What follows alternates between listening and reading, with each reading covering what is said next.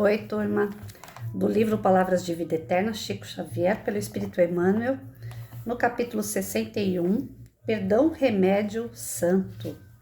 Toda vez que a moléstia te ameaça, recorres necessariamente aos remédios que te liberem da apreensão. Agentes calmantes para a dor, sedativos para a ansiedade. Em suma, à face de qualquer embaraço físico, procuras reabilitar as funções do órgão lesado. Lembra-te de semelhante impositivo e recorda que há pensamentos enfermiços de queixa e mágoa, de prevenção e antipatia, a te solicitarem adequada medicação para que se te restaure o equilíbrio. E se nas doenças vulgares reclamas despreocupação em favor da cura, é natural que nos achaques do espírito necessites do esquecimento para que se te refaçam as forças. O perdão é, pois, remédio santo para a euforia da mente na luta cotidiana. Tanto quanto não deves conservar detritos e infecções no vaso orgânico, não mantenhas aversão e rancor na própria alma. Perdoa a quantos te aborreçam. Perdoa a quantos te firam. Perdoa agora, hoje e amanhã, incondicionalmente. Recorda que todas as criaturas trazem consigo as imperfeições e fraquezas que lhes são peculiares, tanto quanto, ainda desajustados, trazemos também as nossas. É por isso que Jesus, o emissário divino, crucificado pela perseguição gratuita, rogou a Deus ante os próprios algozes: Pai, perdoai-lhes porque não sabem o que fazem. E deixando os ofensores nas inibições próprias a cada um, sustentou em si a luz do amor que dissolve toda sombra, induzindo-nos à conquista da luz eterna. Chegar nessa parte onde Jesus chegou, gente, nós estamos longe, né? São palavras assim fortes, são palavras bonitas, são palavras que mexem com a gente, são palavras que dão aquele chacoalhão, né? Pensa, o cara na cruz, depois de tudo que ele passou e ainda falando: Pai, perdoa esses caras que não sabem o que estão fazendo. Nós somos capazes de perdoar de verdade? Né? Tem sempre aquelas piadinhas assim: eu perdoo, mas não esqueço. Né? Então, se você não esqueceu, você não perdoa coisa nenhuma. Se você não deixou para lá aquela dor, aquele sofrimento que alguém te causou, você não perdoa. Tá longe ainda de saber o que é isso, né? E eu tô longe de saber o que é o verdadeiro perdão. Eu sei o que é desculpa. É um passo, né? Já é um passo. Eu desculpo, né? Eu deixo para lá, quero que a pessoa seja feliz, já foi, passou. Mas aquilo que machucou, né? Aquilo que gerou um sofrimento, a ferida tá ali. A minha ferida não cicatriza fácil, não. E a de vocês? A minha fica aquela cicatrização superficial, que se bate, ela abre de novo. Eu sou assim. Infelizmente, eu ainda sou assim. E esse tipo de machucado que bate e abre, às vezes atrapalha, inclusive, para outras situações, né? Não são traumas, não levo para esse lado. Que o traumático é aquele que não pode nem ouvir falar que ele já começa a tremer, né? Não, isso não. Mas eu sou aquela pessoa melindrada, vai. Quando eu percebo que quem tá comigo, principalmente relacionamento, né? Quem tá comigo tá cometendo um erro, tá fazendo o que eu já senti num outro relacionamento, como diz a molecada, eu dou linha.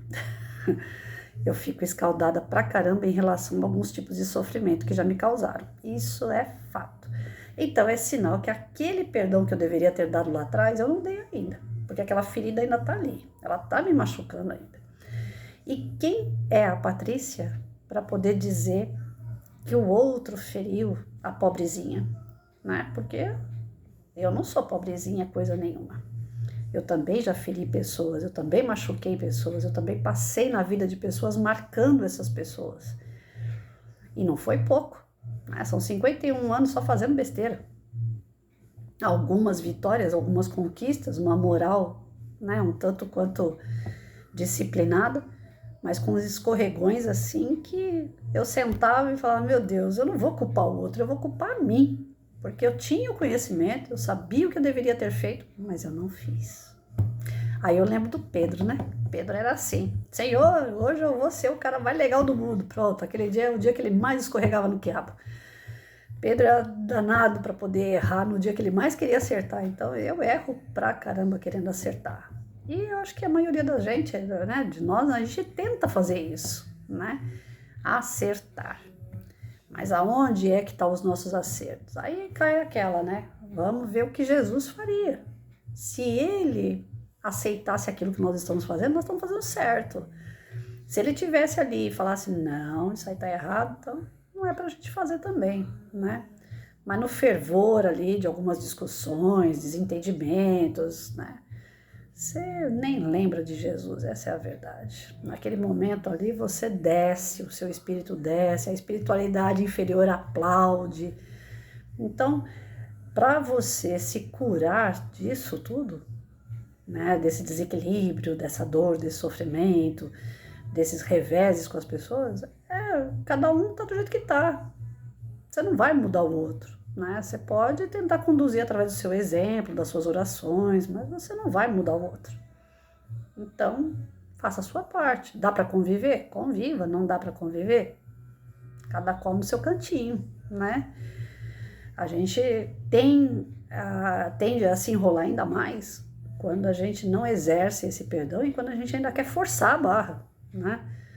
Antigamente eu pegava para conversar com uma pessoa, não tão antigamente assim não, viu? Mas eu tentava impor a minha ideia. Não, isso aqui é certo e acabou, né? E eu vi essa semana eu conversando com pessoas assim, falando coisas que eu não concordo, e eu fiquei calada. Eu falei assim, eu não sei se eu vou aguentar ficar calada, porque não é de mim, né? Mas eu vou ficar, vou experimentar. Aí eu fiquei calada. Escutei um falando lá de anabolizante, eu não acho legal. Aí tem umas partes que fala que eu acho engraçado, dei risada junto. Aí tem o outro que, eu fiz isso, fiz aquilo, eu não sei por que o outro se estressou comigo. Aí eu olhei pra cara dele e falei, gente, a pessoa fez tudo isso e não percebeu por que ele estressou a outra pessoa? Jesus. Mas eu fiquei calada.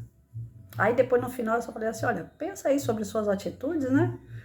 Porque se o outro se sentiu totalmente ferido, é porque a flecha foi lançada, né? Não foi à toa. Então pensa que tipo de flecha que você lançou na pessoa, porque foi lançada. Mas eu não quis entrar nos detalhes da conversa, porque eu vi que aquela conversa pra mim não ia chegar a lugar nenhum. Eu ia acabar me estressando com uma situação que é do outro, não é minha, né? Então, assim, às vezes a gente se envolve em algumas conversas com pessoas que não são do mesmo grau que nós estamos, e isso gera conflito, e o conflito, às vezes, tira de cena uma amizade, um respeito, vamos dizer assim, entre as pessoas, né? Aí, quando vê, se tornam até inimigos, em razão de uma opinião, de um modo de ser, de um modo de viver. Então, para a gente se sentir leve, em paz, a gente tem que dar, não é isso? Então, ontem foi o que eu falei da história da Uber, que estava lá bem amarga, azeda, logo uma segunda-feira. Eu falei, filha, toma aqui um docinho. Eu ainda fiquei pensando se eu devia dar ou não. Eu falei, não, eu vou dar porque ela está precisando, né? Não concordo com a maneira que ela está trabalhando, mas eu não posso mudar o jeito dela. Então, ela vai para lá e eu venho para cá. Nesse caso, não tem o que fazer. Assim como uma roda de conversa com pessoas que você não concorda com o que estão falando, e você escuta, né? Que tem 2 ouvidos para isso, fazer o quê, né? Você peneira aquilo que te faz bem, o que não faz você descarta, que nem eu falei. Na roda tinha um monte de conversa que eu estava tendo com as pessoas ontem que eu não concordava, porém, teve momentos engraçados do que eles estavam falando, eu dei risada e passou, né? A questão do outro ter feito algo que eu não concordo também com uma outra pessoa, não me meti, porque eu vi que aquilo ia acabar sobrando para mim, ia gerar um estresse para o meu lado, né? Quando a gente não concorda e a gente quer argumentar, às vezes a gente passa por ruim, aí o outro não perdoa a gente, aí gera aquele atrito, aí o que era do outro acaba sendo nosso, né? Então a gente se liga às pessoas energeticamente muito fácil, basta a gente ver o tamanho da importância que a gente dá para aquele assunto ou para aquilo que a pessoa está fazendo, né? Então, eu estou aprendendo a não dar importância. Eu não sei se isso é bom ou ruim, mas eu estou me desligando das pessoas. Quando eu vejo que é fútil, quando eu vejo que não tá no mesmo grau ali de conversa, eu vou saindo fora. E antigamente eu não fazia isso. Antigamente, que eu falo, não é tanto tempo não. Antigamente eu me unia naquela energia ali, eu queria impor a minha ideia, eu achava que eu estava certa e que eu podia, através do argumento, mudar o argumento do outro, o conhecimento do outro, né? E não é na pancada que vai. Não é. Definitivamente eu percebi que não é. Começo a conversar às vezes com pessoas de religião diferente, aí a pessoa, outro dia eu estava conversando com uma pessoa, aí a pessoa, Jesus vai voltar, você acredita nisso, né? Aí eu falei, mas Jesus nem foi embora, a gente vai voltar por quê? Né? Eu não acredito nisso, né? Aí diz que é trono, aí falou uma série de simbologias, né, que eles acreditam lá na religião deles, e eu não acredito. Aí eu peguei e ouvi com toda a atenção, né? Mas chegou um dado momento que eu não tinha mais o que falar, porque a pessoa pegou o argumento todo para ela, e quem tá fora, né, que a gente tá acostumado com isso, aquelas rodinhas de escola assim, que quem fala mais é que vence, né? A cartada final é do outro, ele deu uma lavada no outro. Quando a gente é moleque, a gente escuta muito essas coisas, então a gente não quer perder no argumento, né? Mas aí, naquele momento que eu comecei a ouvir a pessoa falar da religião dela, o que ela acredita, tal, até certo momento eu ainda estava de igual para igual com ela na conversa. Quando eu vi que não tinha mais jeito, eu falei assim, tá bom, fica aí, senta aí, espera Jesus voltar, né? Eu vou fazer o quê? Não dá. Tem hora que não dá para você continuar. É a mesma coisa quando você vai conversar a respeito de política, quem é da direita, quem é da esquerda. Até dado momento, as pessoas conseguem, né?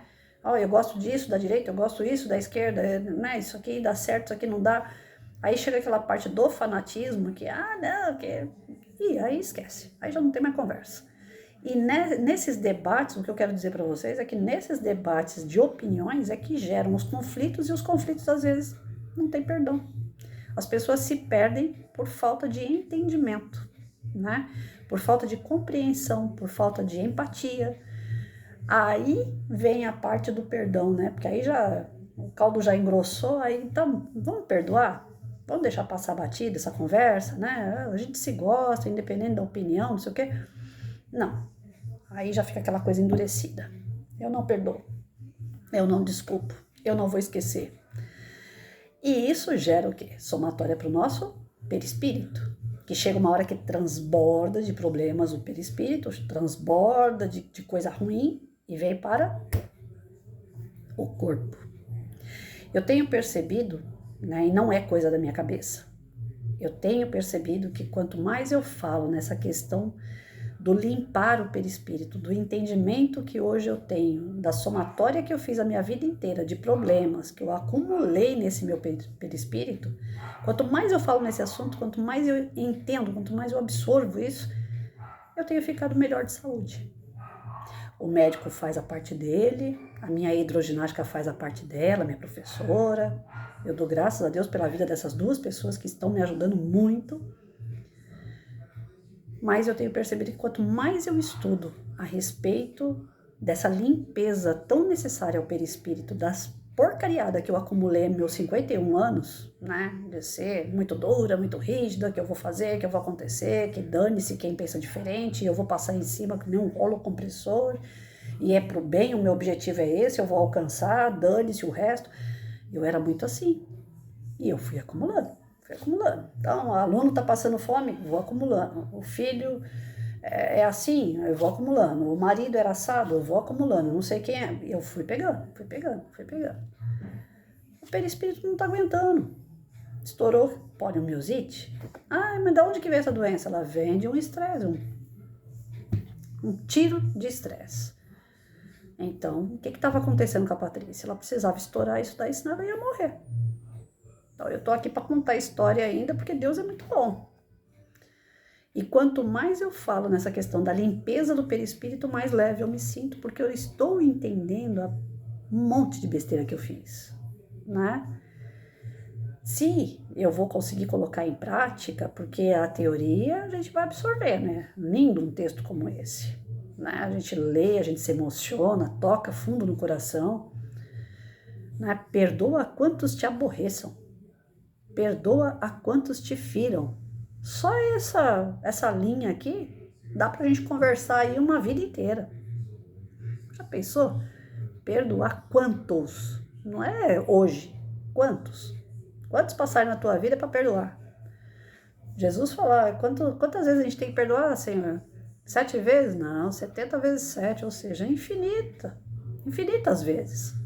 Toda vez que alguém te ferir, toda vez que alguém te machuca, perdoa, deixa pra lá. Isso é fácil falar, é fácil, são palavras lindas, gente. Mas vai colocar em prática, né? Sempre fica aquela coisa quando volta para casa, aquele meu patrão, aquela pessoa que estava dentro do ônibus, aquela pessoa que eu encontrei na rua, né? Pô, aquela pessoa falou tal coisa para mim, eu não gostei. Dentro de casa, a esposa, o esposo faz alguma coisa que eu não gosto, o filho, a mãe, o pai. Nós temos pessoas em volta que estão aí só para nos ensinar um monte de coisa, inclusive a perdoar. Que não é fácil, não é. Mas que é um santo remédio para tudo que é tipo de mal que tem dentro de nós, isso é fato. Eu fui para uma sessão mediúnica, onde eu pedi, estava dentro do merecimento, graças a Deus eu consegui saber da minha mãe no campo espiritual, como é que tá. A gente teve muita treta a vida toda, e tinha sido já justificado o porquê, que já vinha de outras encarnações. E quando eu entrei na sala, eu não conseguia, eu sou Santo Tomé, eu não conseguia sentir a presença da minha mãe. Então, eu como consigo sentir, eu esperava primeiro sentir a presença dela. Eu não consegui sentir. E na hora que a médium foi conversar com a que estava incorporando, né? A primeira coisa que a minha mãe falou, me perdoa. Aí eu ali fiquei pensando, falei, não é minha mãe, porque minha mãe só brigava comigo, só me xingava. Falei, eu duvido que seja minha mãe. Aí daqui a pouco ela falou assim, eu estava no hospital e eu te chamava, eu queria ver você. E ali naquele grupo de médium ninguém me conhecia, ninguém sabe da minha história. Aí quando falou que ela estava no hospital, eu falei, eles não podem estar, né, errados na comunicação, porque minha mãe realmente foi para o hospital e eu nos últimos dias dela eu não estava com ela. Quem estava era meu irmão, porque eu estava num outro hospital com meu pai.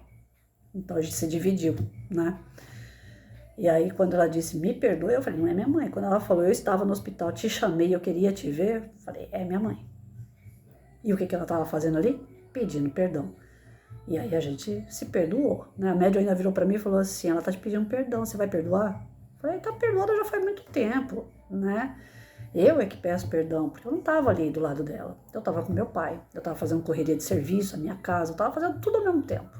Mas não dava para ficar me desdobrando tanto assim, que o hospital dela ainda era mais longe do que o do meu pai.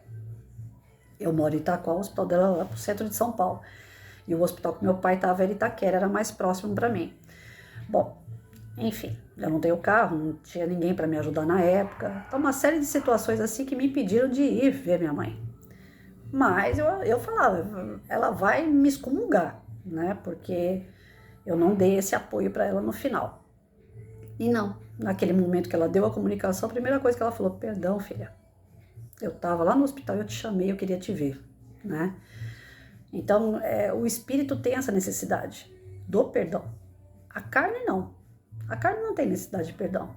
A gente não consegue, no dia a dia, vendo as pessoas fazendo coisas, ou a gente fazendo coisas para as pessoas, a gente não tem essa necessidade do perdão, a gente não sente essa necessidade, a gente acha que é o Todo-Poderoso, que as pessoas que erram com a gente, não é a gente que erra com as pessoas.